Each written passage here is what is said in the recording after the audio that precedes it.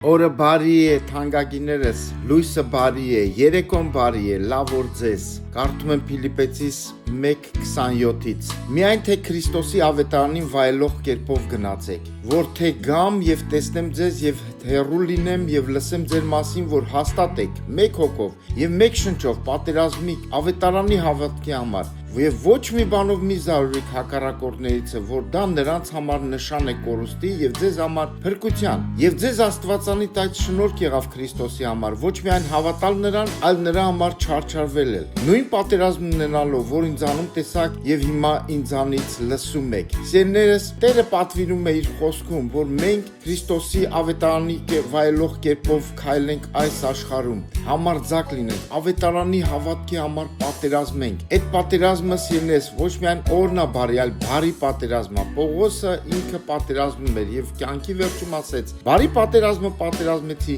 ընթացքը կատարեցի, հավատքը պահեցի, սրանից հետո մնում է փառքի պսակը, արդարության պսակը, որ Տերը կհատուցի»։ Սա օրինակ է մեզ համար։ Պատերազմենք մենք էլ, հերթը մերն է։ Բարի պատերազմը։ Լավ օր ձեզ։